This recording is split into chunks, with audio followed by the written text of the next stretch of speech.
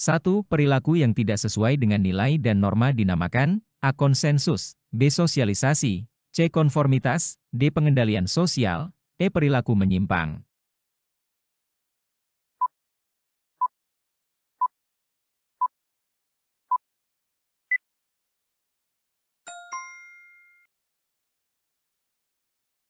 Perilaku menyimpang merujuk pada perilaku yang tidak sesuai dengan nilai-nilai dan norma-norma yang umum diterima dalam masyarakat. Ini bisa berupa tindakan atau keputusan yang dianggap tidak pantas, tidak sesuai, atau bahkan melanggar aturan-aturan yang berlaku dalam suatu kelompok atau masyarakat. 2. Perilaku menyimpang adalah semua tindakan yang tidak sesuai dengan norma yang berlaku dalam suatu sistem sosial. Definisi ini dikemukakan oleh A. Pitirim Asorikin, B. William Fogburn, C. Robert M. Z. Lawang, D. J. A. Van Doorn dan C. G. Lamars, E. Seloso Emarjan.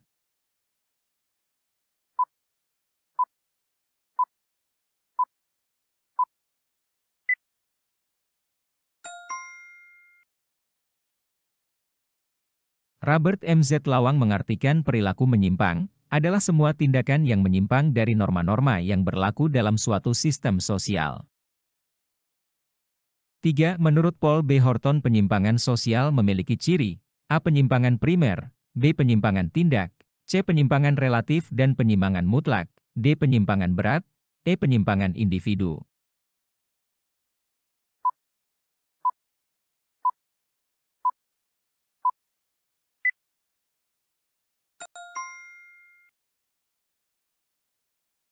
Menurut Paul B. Horton, penyimpangan sosial memiliki ciri-ciri sebagai berikut. 1. Penyimpangan relatif. Penyimpangan sosial bersifat relatif karena ditentukan oleh norma-norma yang berlaku dalam masyarakat tertentu.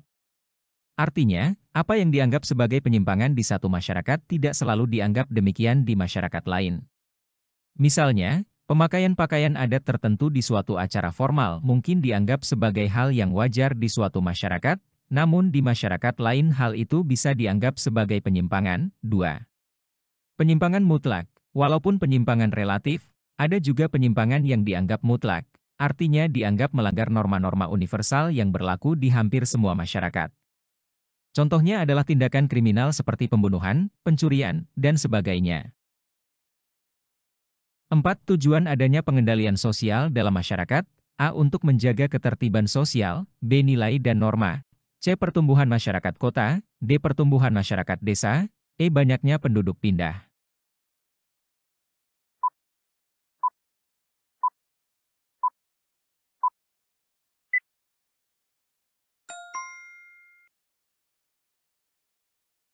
Pengendalian sosial adalah upaya yang dilakukan oleh masyarakat untuk mengatur dan mengendalikan perilaku anggotanya agar sesuai dengan nilai-nilai, norma, dan aturan yang berlaku dalam masyarakat. Tujuan utama dari pengendalian sosial adalah untuk menjaga ketertiban sosial, yaitu kondisi di mana masyarakat dapat berfungsi secara harmonis dan stabil. 5. Di bawah ini yang termasuk masalah sosial adalah A. Pendidikan, B. Pengangguran, C. Politik, D. Ekonomi, E. Budaya.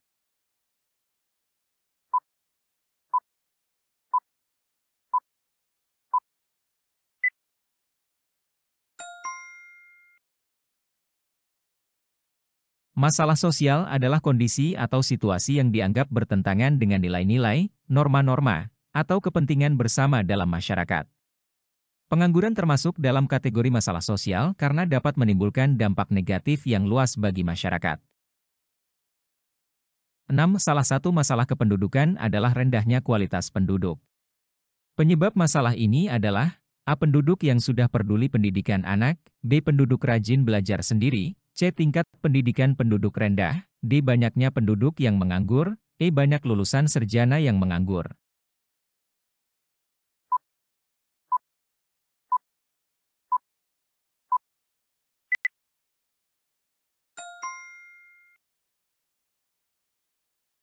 Rendahnya kualitas penduduk dapat disebabkan oleh tingkat pendidikan yang rendah di suatu populasi.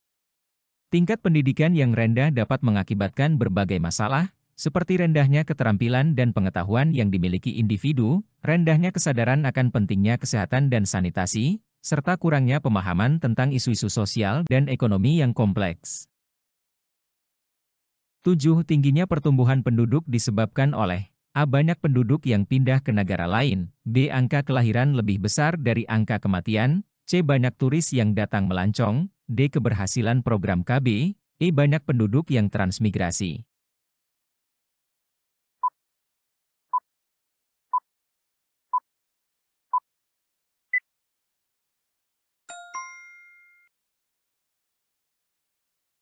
Tingginya pertumbuhan penduduk biasanya disebabkan oleh angka kelahiran yang lebih besar dibandingkan angka kematian. Hal ini terjadi ketika tingkat kelahiran dalam suatu populasi lebih tinggi daripada tingkat kematian. 8 di bawah ini termasuk jenis penelitian, kecuali A. Penelitian berdasarkan tujuan, B. Penelitian berdasarkan metodenya, C. Penelitian berdasarkan taraf pemberian, D. Penelitian berdasarkan data yang dikumpulkan, E. Rumusan hipotesis.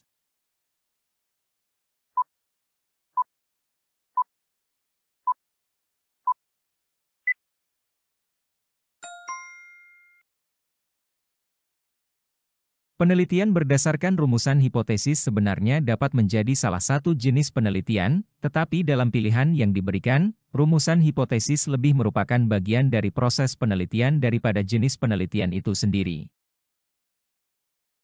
9. Program pemerintah yang sudah dijalankan untuk mengatasi masalah kemiskinan adalah A. Pertentangan kelas, B. Pertumbuhan kota-kota, C. Program bantuan langsung tunai, D. Urbanisasi, E. Pengangguran.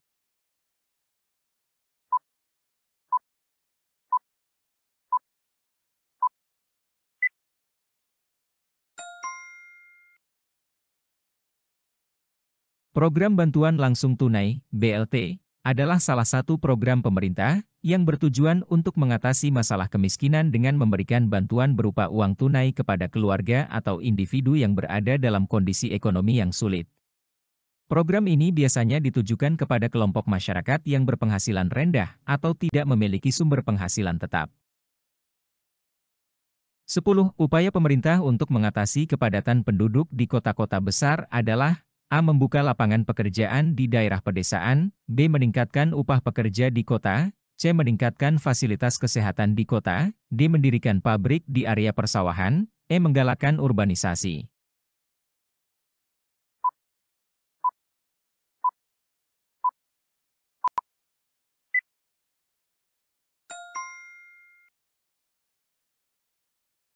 Upaya pemerintah untuk mengatasi kepadatan penduduk di kota-kota besar dengan membuka lapangan pekerjaan di daerah pedesaan, bertujuan untuk mengurangi tekanan migrasi penduduk dari pedesaan ke perkotaan. 11. Orang tua yang memberikan hukuman kepada anak agar tidak melakukan kesalahan merupakan pola sosialisasi, A. Reprensif, B. Preventif, C. Partisipasi, D. Adaptif, E. Persuasif.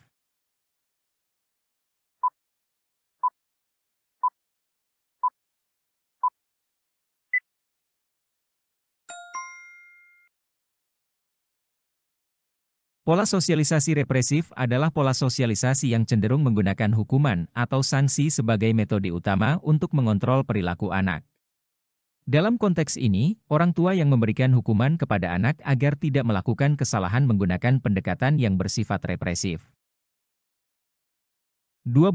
Di bawah ini adalah macam-macam gejala sosial, kecuali A. Budaya, B. Lingkungan alam, C. Ekonomi, D. Psikologis, E. Norma-norma atau kaidah.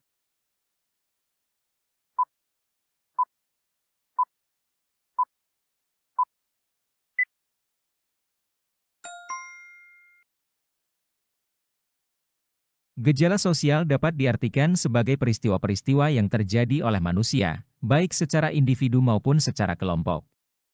Pada dasarnya, gejala sosial menyangkut nilai-nilai sosial dan moral, antara lain mencakup gejala ekonomi, gejala politik, gejala budaya, dan gejala moral.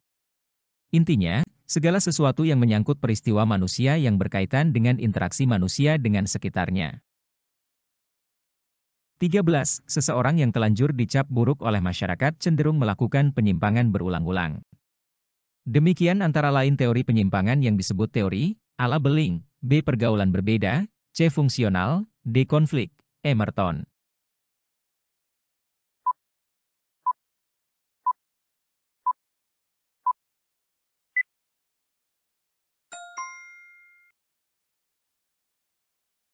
Teori labeling, menyatakan bahwa perilaku menyimpang tidak hanya dipengaruhi oleh faktor individu, tetapi juga oleh cara masyarakat memberikan label atau cap terhadap individu tersebut. Ketika seseorang telah dicap sebagai penjahat atau pengganggu, mereka cenderung untuk mempertahankan atau bahkan meningkatkan perilaku yang menyimpang tersebut. 14. Proses yang direncanakan atau tidak direncanakan dan tujuan untuk mengajak individu masyarakat mematuhi nilai atau kaidah yang berlaku disebut A. Penyimpangan sosial, B. Sosialisasi, C. Sanksi sosial, D. Tertib sosial, E. Pengendalian sosial.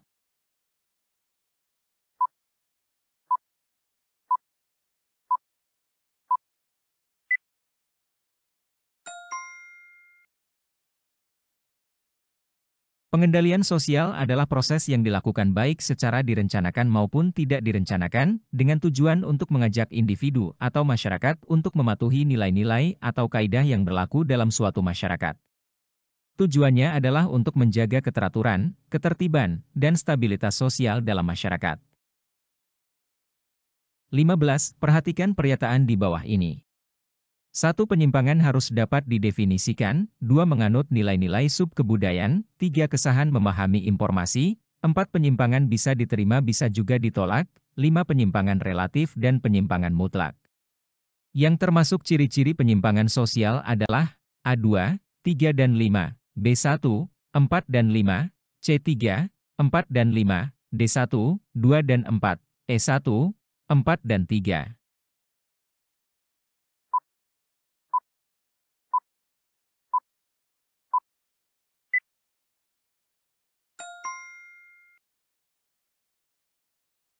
Ciri-ciri penyimpangan sosial yang sesuai dengan pernyataan tersebut adalah, penyimpangan harus dapat didefinisikan, nomor 1, penyimpangan bisa diterima bisa juga ditolak, nomor 4, penyimpangan relatif dan penyimpangan mutlak, nomor 5. 16. Kemiskinan merupakan penyebab utama terjadinya, A. Tindakan kriminal, B. Korupsi, C. Masalah sosial, D. Penyimpangan sosial, E. Tawuran pelajar.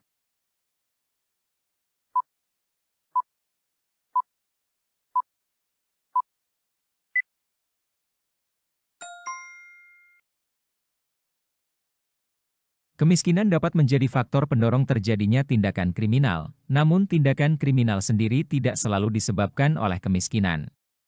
Beberapa tindakan kriminal mungkin terjadi karena faktor lain seperti faktor psikologis, lingkungan sosial, atau kesempatan.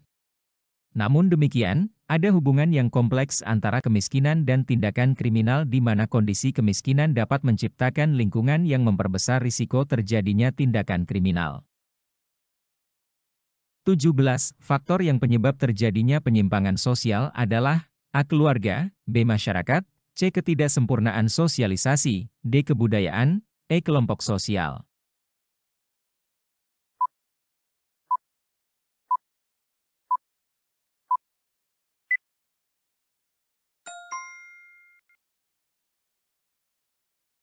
Ketidaksempurnaan sosialisasi dapat menjadi faktor penyebab terjadinya penyimpangan sosial.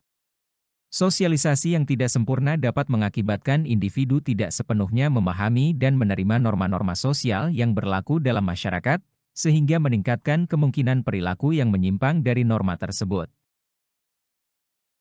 18. Suatu keadaan di mana seseorang tidak sanggup memelihara dirinya sendiri sesuai dengan taraf kehidupan kelompok disebut A. Kejahatan, B. Kemiskinan, C. Disorganisasi keluarga, D. Peperangan, E. Pencurian.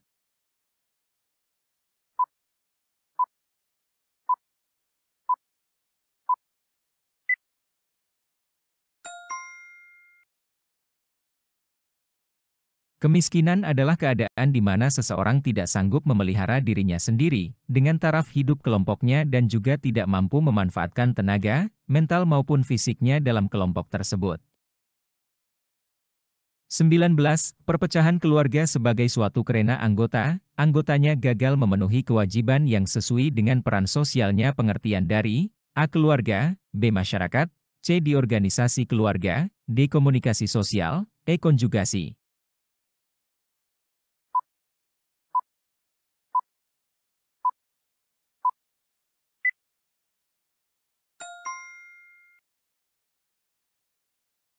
Perpecahan keluarga sebagai suatu bentuk di organisasi keluarga terjadi ketika anggota-anggotanya gagal memenuhi kewajiban yang sesuai dengan peran sosialnya. Ini dapat terjadi karena berbagai faktor, seperti konflik internal, kurangnya komunikasi, perbedaan nilai atau tujuan, atau adanya tekanan eksternal. 20. Adanya geng anak-anak nakal yang menjadi semacam kelompok mafia dunia kejahatan yang terdiri dari preman-preman, merupakan contoh bentuk penyimpangan, A kelompok, B positif, C individu, D negatif, E campuran.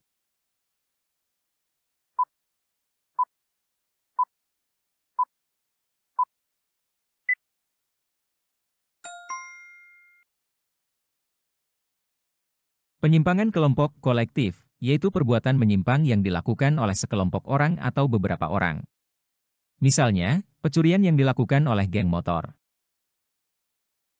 21. Berikut ini termasuk perilaku menyimpang, kecuali A. Penyalahgunaan narkotika, B. Vandalisme, C. Pembalap mobil dan tinju, D. Perkelahian antar pelajar, E. Mabuk di muka umum.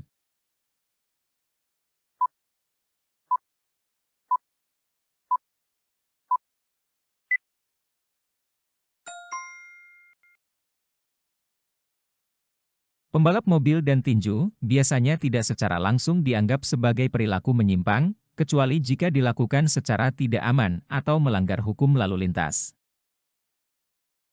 22. Kejahatan dianggap sebagai salah satu bentuk masalah sosial karena A. Merugikan masyarakat, B. Memecah persatuan, C. Mengganggu keamanan dan ketertiban, D. Menghilangkan kepercayaan masyarakat, E. Menimbulkan kecemasan warga.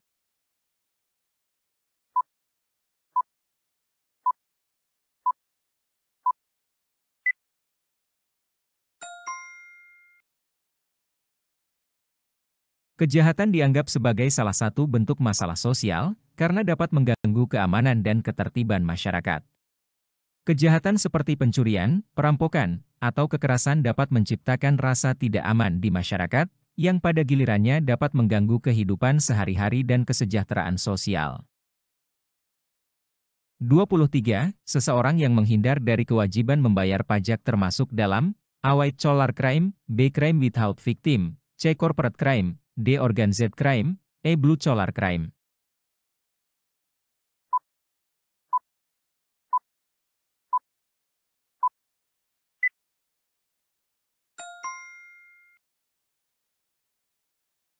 White collar crime adalah jenis kejahatan yang dilakukan oleh individu atau kelompok yang biasanya memiliki posisi sosial atau ekonomi yang tinggi, seperti pebisnis, profesional, atau pejabat pemerintah.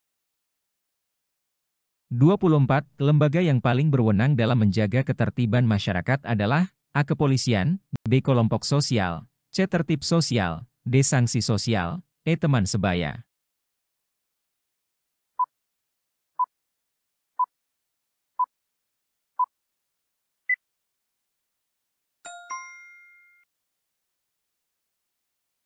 Kepolisian adalah lembaga yang paling berwenang dalam menjaga ketertiban masyarakat.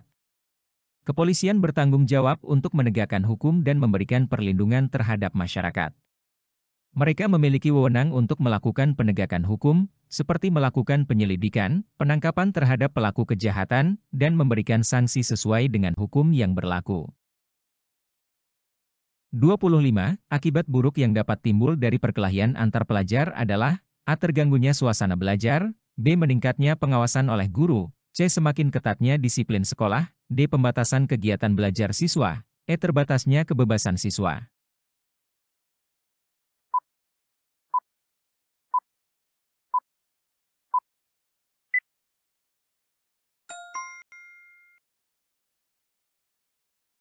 Perkelahian antar pelajar dapat memiliki berbagai akibat buruk, salah satunya adalah terganggunya suasana belajar di sekolah. 26. Berikut akibat penyalahgunaan narkotika dan obat-obat terlarang, kecuali A. Rusaknya organ tubuh, B. Tindakan kriminal, C. Rusaknya susunan saraf, D. Tidak cara rasional, E. Penglihatan tajam dan cara berpikir rasional.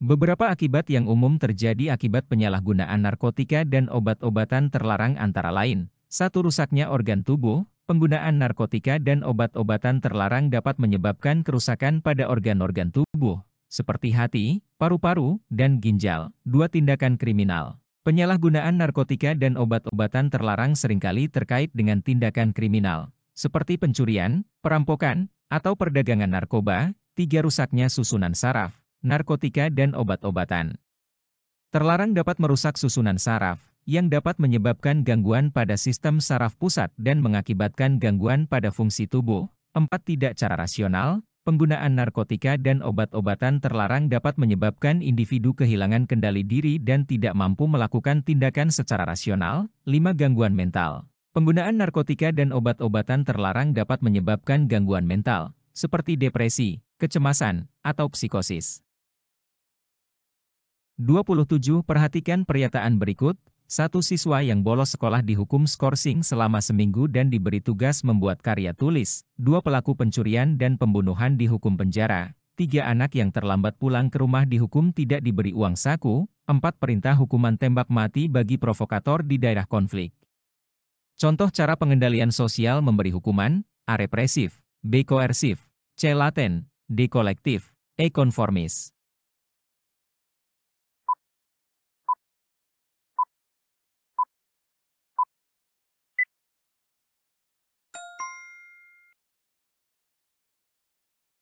Pengendalian sosial melalui hukuman yang bersifat represif adalah salah satu bentuk pengendalian sosial yang dilakukan dengan memberikan sanksi atau hukuman kepada individu yang melanggar norma atau aturan yang berlaku dalam masyarakat.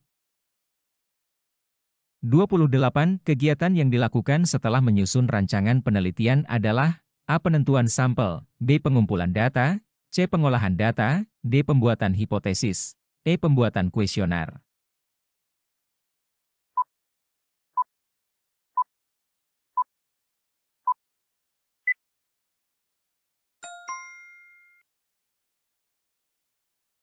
Setelah menyusun rancangan penelitian, langkah selanjutnya adalah melakukan pengumpulan data. Pengumpulan data adalah proses mengumpulkan informasi atau fakta-fakta yang dibutuhkan untuk menjawab pertanyaan penelitian atau menguji hipotesis yang telah dirumuskan. 29. Tujuan mencantumkan daftar pustaka dalam laporan penelitian adalah: A. Agar jumlah halaman bertambah lebih banyak, B. Agar pembaca mengetahui sumber bacaan dari peneliti, C. Untuk keperluan kelengkapan laporan semata, D. Agar laporan terkesan lengkap dengan daftar bacaan yang banyak, E. Untuk keperluan pembuktian orisinalitas penelitian.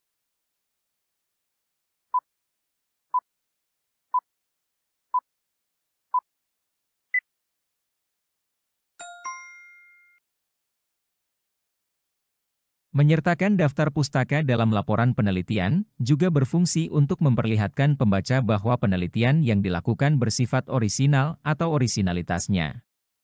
Daftar pustaka memberikan bukti bahwa peneliti telah melakukan telaah literatur yang memadai sebelum melaksanakan penelitian.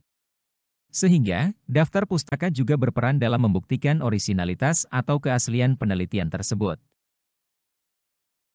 30. Data yang diperoleh langsung dari lapangan penelitian adalah data: A. Sekunder, B. Primer, C. Lingkungan, D. Direncanakan, E. Angka.